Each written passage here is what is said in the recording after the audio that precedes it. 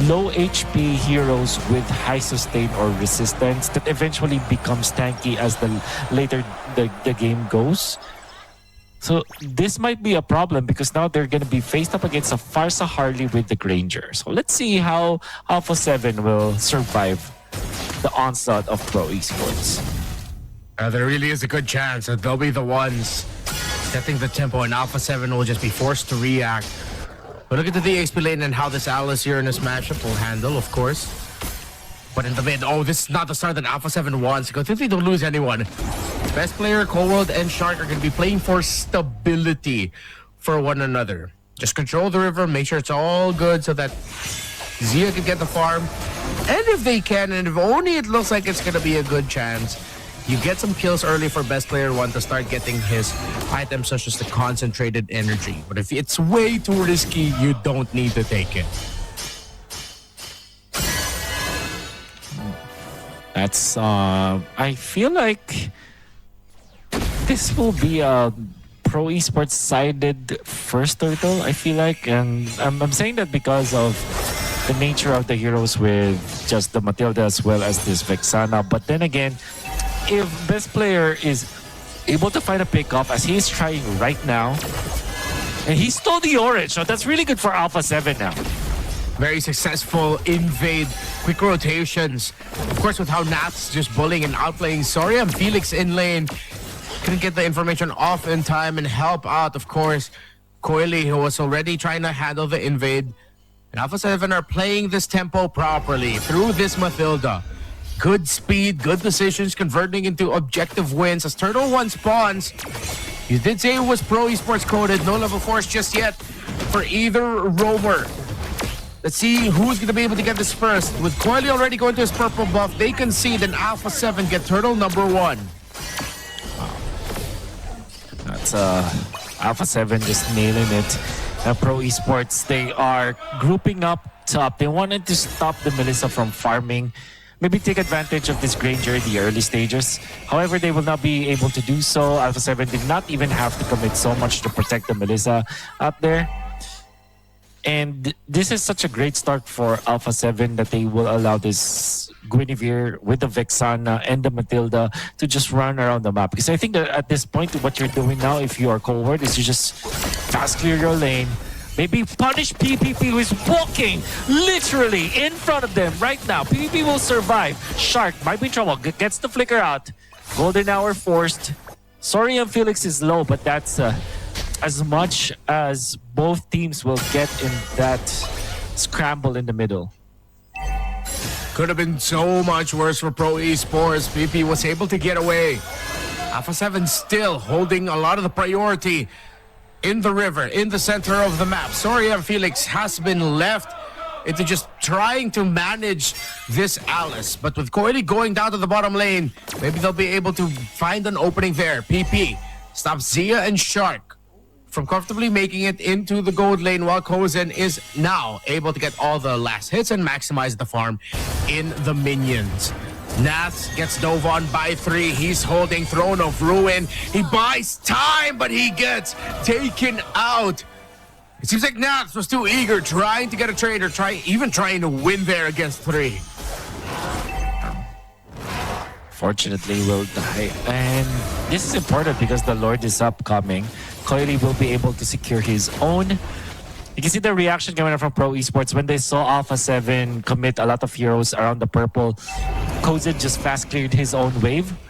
And with the threat of losing some minions, Zia had to just call everybody to just back out of there and get back to the lane. Now here comes a start of the fight. Frozen moment, lots of little snapshots. Golden hour, really good too. And you saw best player 1 there, hang time up in the air. Couldn't even complete the animation of the jump. Perfect golden hour, made that look easy.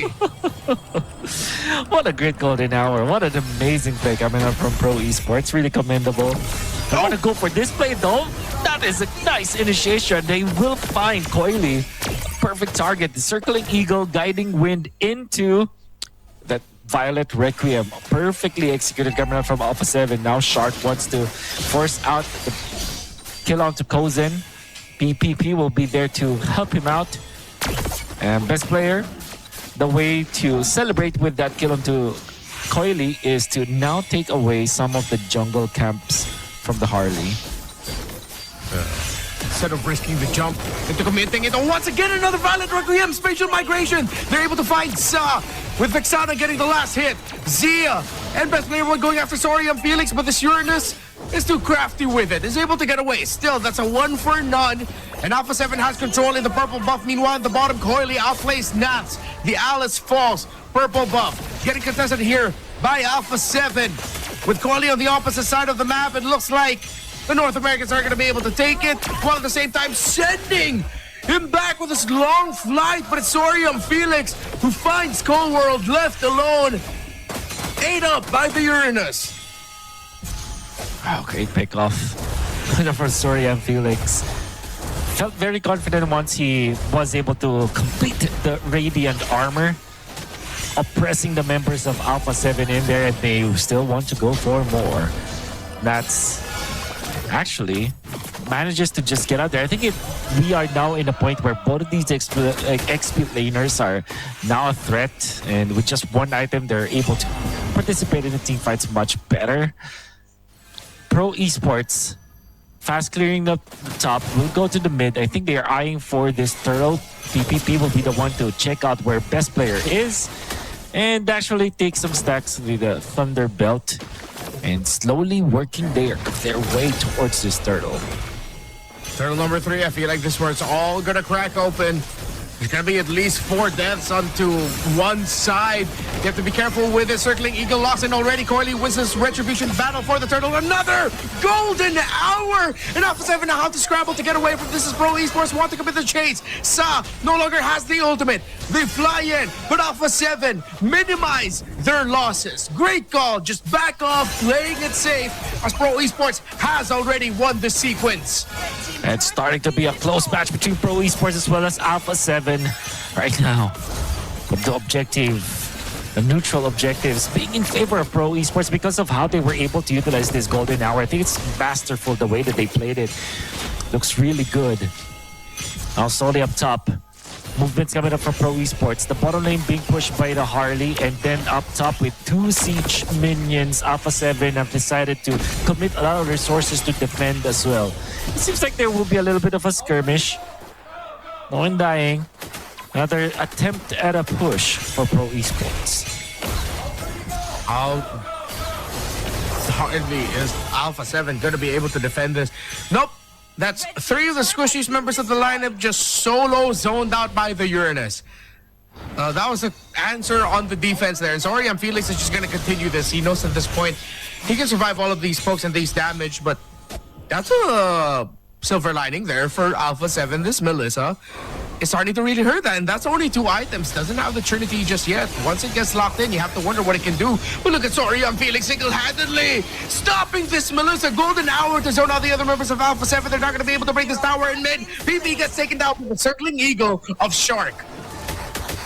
A wonderful usage of the Eternal Guardian as well, coming out from Cold War. They were able to defend, and now they move forward. They want to get a kill. Sorium Felix is not the best target. The counterplay, the Feathered Airstrike, the zone at the Alpha7. Oh, not dying just yet. They want to go in with Nats on this Alice, not catching anyone. For now, the Lord is going to be spawning. And it seems like with all of everything that happened in the middle, Zia was able to slowly push the top lane and will collect a lot of gold for his team. But will they have enough time to get into the Lord? It seems like they will be able to get to the Lord. They're here, but are they actually going to be able to take it? The Violent Requiem to make sure he's CC immune, but best player loses the retribution battle straight up. Pro Esports now golden hour. 2 members of Alpha7 get caught out short, gets taken out by Coily. Sorium Felix providing the vanguard of Pro. The front line too strong. 2 members of Alpha7 fall. I like what Coily did. After taking that Lord, he just went out and went back when Shark was overly aggressive, and Shark forgot that Hardy can actually burst him down. Because of that big -1, they will be able to push the middle. Feathered Airstrike to put best player 1 low. They fended off the attack for now. And they are pushing Pro Esports. And Libertad player one getting eliminated there. And now they want to go for another. Sorry, and Felix is gonna be zoning out the members of Alpha7. In comes the circling eagle. Will they go for? Oh no, Zia, he's positioning. Yes, be careful. Deadly magic will not be enough. That's gonna be the. Oh, okay. How did they get there? Cardi had to go back. He spaced escape through that. His hat was there. He was already running away, but he just decided to go back because there was another member of Alpha7 blocking his escape. And of course, he ran straight into the Melissa, circling eagle to try and provide the space. But the feathered airstrike from Sa far away means that Alpha7 will only lose the Holy Shield, but at this point, all shields are about to go down anyway. Could have been a big loss, but Alpha7 recovered and defended really well. Whew. All things considered, yeah, they don't lose any of their Holy Shields. They will have another minute for those shields to be up, except the bottom lane. But that also meant that there is now completed Trinity for Zia. But the Granger only with the Sky Piercer, well, now has 2 items with the Halberd, the Malefic Roar, and of course, 3 items, I mean. If you count the Sky Piercer as another big item, then yeah, he has 4, technically speaking, which means that now he is going to be a problem. They want to start with Shark now. Shark gets away. No purple buff for best player 1 and this Guinevere. Coily's Retribution just a little bit earlier. And you have to ask the questions of, sure, they have the sustainability, but it seems like the front line of Pro Esports is just way tankier. All the long-range bombs. Oh, Golden Hour freezes the Guinevere. But it's just that. It's not the setup that they wanted. Shark walked back right into it, but used the circling eagle to escape. After eating up all the deadly magics, they can re-engage. This looks good for Alpha7 if they want to, but Pro Esports backed off real quickly. To the range and poke of the Farsa and the Granger. They're being steady with it. Sharp formation by Alpha7. This Melissa hurts. And this is going to be a realization by Pro Esports. They have to maximize all the range and all the pokes that they have to make sure the Zia falls down. They can dive on it. This could be a long dance. Waiting for the moment where it all cracks. Pro Esports bringing it down to force a reaction out. Alpha7 trying to go up top, but Coily already goes back, Wolf. And that's gonna be seen by PPP. Arsarian Felix has to be careful because he cannot be near the vicinity of his teammates. Otherwise, the golden hour is going to be there. Muddles is gonna be a problem. They want to go for Shark. The feathered airstrike is not on the mark. But now comes the Doeurn from Nats. Now they want to get for more kills here, but the damage is not enough for now. They're chunking down the members of Pro Esports, but Shark is the first one to fall. Zia dives it forward. What a bad decision. He gets obliterated by Pro Esports. And now they want more. Best player 1 to punish the frontliner Coily, taken out. But Sa as well as Kozen, they're dealing the damage. That's in trouble. Double kill coming up from Kozen. And all it took was that dive coming out from Zia. Only one remains. That's Cold World. It might be impossible, Redmark, to defend this. Shark will be back in 5 and Pro decide to back off. Calling that going for the Lord is the better option. Zia, you see the flicker of hope in his eyes when he dashed forward, thinking that he would be able to chain some great damage together to quickly get 2, maybe even 3. But it's burst that you're up against, and with no one to block the Granger for you, you quickly get turned into a Sky Piercer stack. From none to 4, Kozen should be able to end this game with max stacks after getting fed with all the damage from the rest of his team. They should be able to finish it here. But let's see if Alpha7 can pull a miracle in the defense. It's a miracle that they need. They do have the Vexana. And it has the ultimate. Can use the Eternal Guardian just for the defense.